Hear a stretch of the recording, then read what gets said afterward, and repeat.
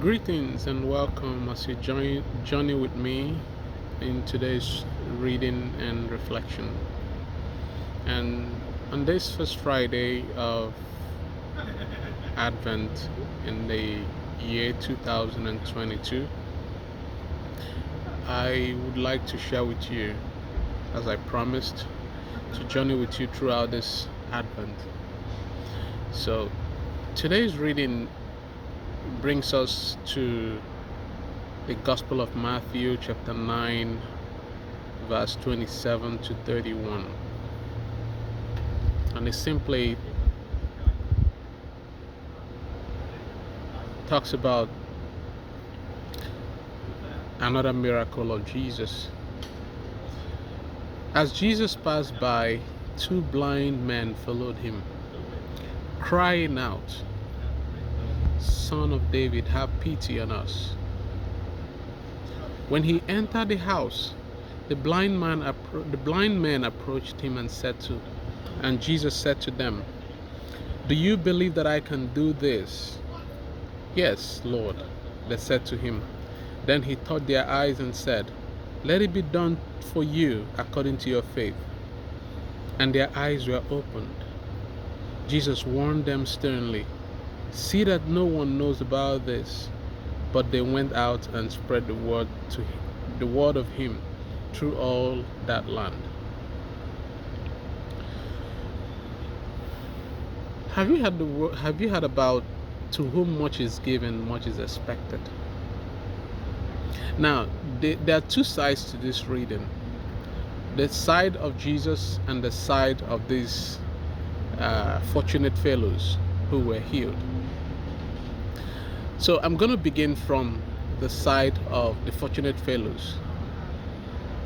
So first of all, listen to the narrative. It says the two blind men followed him, crying out, "Son of David."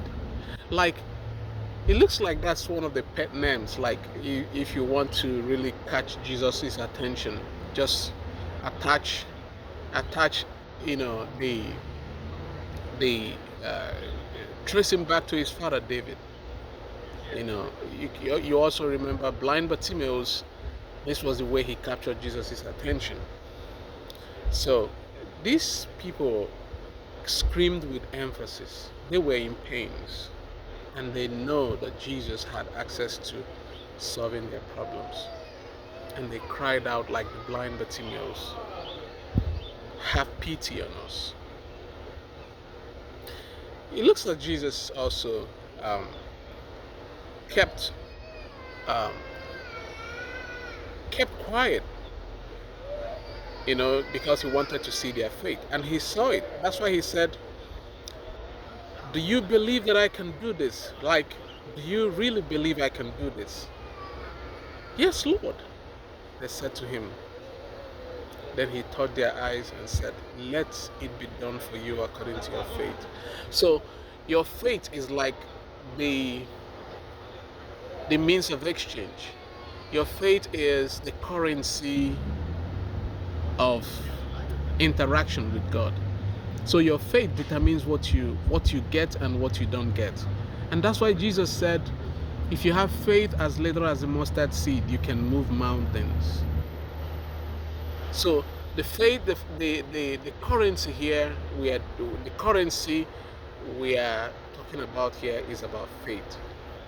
This gospel reading, the summary is all about faith. How much faith can you amass? How much faith can you show? How much faith can you demonstrate in your love for Jesus and in your belief in Jesus? So this is exactly the summary of today. But there's a funny part where Jesus said, "See that no one knows about this." I think Jesus was just looking for trouble there. How could he, like, these people have family members, they have friends, they have people who knew them as blind men. How do you expect them to go through that trouble of not explaining? Are you kidding me? So Jesus Jesus knows that was impossible, which is also part of their faith, you know, because he knows everything. He knows it's practically impossible to keep quiet, because people are going to ask them, oh, you can see me now. Yeah, so what happened? That's what I would do. And if Jesus were to put me in this situation, I'm not keeping my mouth shut. I'm going to testify about what God has done for me. I'm going to testify that I can see.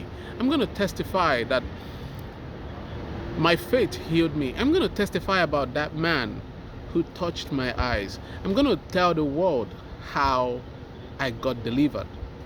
So it's practically impossible. But probably Jesus wanted them to limit his publicity so that he could mark his time, because I know Jesus was marking his time, so he can minimize the exposures that he has as much as it will be able to lead him to Calvary, lead him to the time when he needs to die. But in God, there's no mistake. Every traction in faith leads to one thing. He's here for us, and he came to die for us. So I don't think all these people being knowing or not knowing will create more jealousy or cause more confusion for him, because Jesus knows that at a certain point in time, Judas was going to betray him, and he's going to be sold, and he's going to be handed over, and he's going to be killed. So when Jesus taught us in Matthew 6 verse 7 or 6 verse 9, about the Lord's Prayer, and he told us about lead us not into temptation. This is one of those temptations, Lord, that you are just leading your son. But it was a necessary temptation that would disperse the elements of faith, that will motivate faith. So this is a necessary temptation. Temptation in the sense that, do you know what these men have to go through to resist not telling anybody? That's a big temptation that most people can't, including myself. I can't resist not telling people. So it was a necessary temptation that has to celebrate and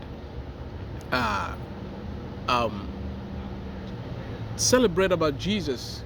And this is one of the reasons why he came down to this world, that those who are blind will see, that those who are suffering will see. This was the essence of Jesus' mission statement. The Spirit of the Lord has been given upon me, so that I may bring good tidings to those who need it. The poor, the lame, the brokenhearted, and the blind included. So this is the part that, I just wanted to make sure that I touch on this area, how much it means to me and everyone who is out there. So in summary, how much have you activated your own faith like these two men? How much have you followed Christ in your own consistency? Because Jesus is looking for consistency here. How much have you followed him? Especially in this moment of Advent, when you know that Maranatha, we are praying Maranatha. We've been praying Maranatha, come Lord Jesus, since January, since after Lent. Now he's about to come. How much are you willing and ready to cry out to him with his pet name, saying, Jesus, Son of David? Have you ever tried that name? Have you ever called him? And not just crying out and calling out Son of David. Have you ever expressed and said, have pity on me? Because he said, come to me, all you who are overloaded and burdened, and I will give you rest. And he said, whoever the Son of Man sets free is truly freed indeed. How much do you trust in this word? Jesus is waiting for your faith, and he will heal you according to your faith. He will grant your reasons, whatever you want, according to your own faith. So your faith is your currency. How much wealth do you have? How much faith do you have? How rich are you in this faith? He is not looking for you to have like 1 trillion gallons of faith. He just needs as little as the mustard seed to approach him, to cry out, to give him his pet name, to call him by his pet name, Son of David, Filio Davis. and then to say, have pity on me. You know what you're going through. The devil has held you bondage. The devil has put you into pain, because what he does is to come to destroy, to steal, and to create chaos everywhere. He prowls around like a lion seeking for whom to devour. How much are you ready now to call on him, to cry out to him and say, Jesus, Son of David, have mercy? This word, this style, this process of crying out, Son of David, have pity, these 3 words have done so many wonders in the Bible. I mentioned earlier about blind Bartimaeus. This was the approach he used. The woman with the issue of blood believed. That was faith. Think about anybody in the Bible. The centurion who we celebrated a few days ago.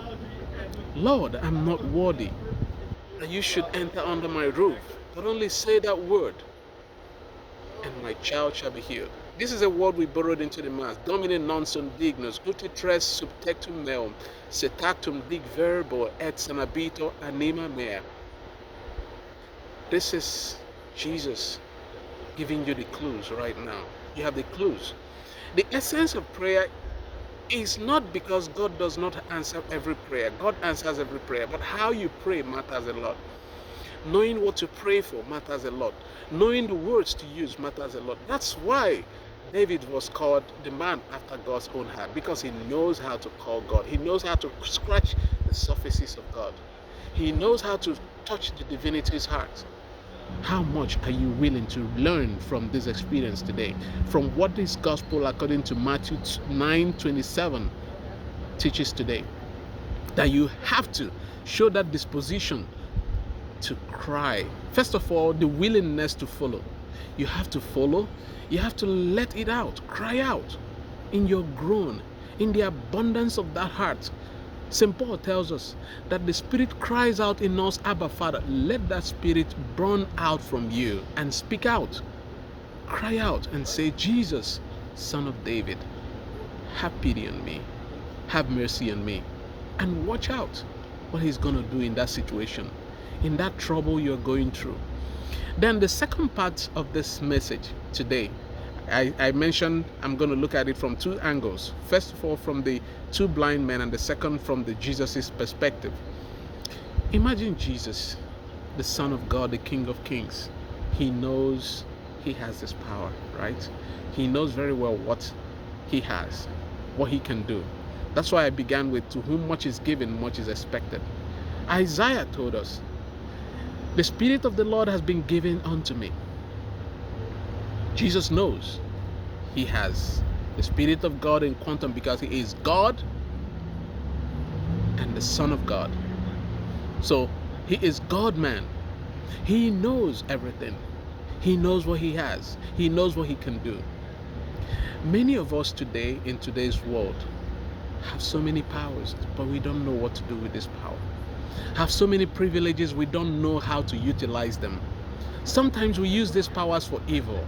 Sometimes we use this power for oppression. Sometimes we use these powers to intimidate people. Sometimes we use this power to teach people bad lessons that they will never forget in their lives. Today, Jesus is telling you that you can only use these powers to do good, because that's why God gave you that power. And there are also so many ways we can have power. There are 4 pyramids of power. One is prayer. Another one is money. Another one is secret.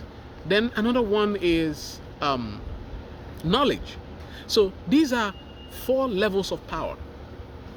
But in the divinity of Jesus, he has these 4 elements, these 4 classes of power: knowledge, secret, money, and prayer.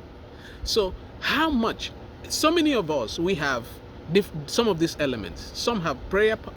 Some are powerful in the aspect of prayer. Some have powers in the aspect of money. Some have power in the aspect of knowledge. Some have power in the aspect of secret. I mean, secret in the sense that the kind of information they deal with, the kind of opportunities they have. What are you doing with all these powers? Assuming if you have all of them, or some of them, what do you do with these powers? Do you use it for oppression? Listen to the word today. The scripture said, when you listen to his voice, harden not your heart. Today I'm speaking to you through this gospel. Use your powers well. Especially if you are in the leadership position, what do you do with the powers that God has given you? Today, Jesus set 2 men free with the power that he has. How many people are you willing to set free? How many people are you willing to liberate with what you have? It is not the liberation that comes from showmanship. It is an internal, a comprehensive liberation.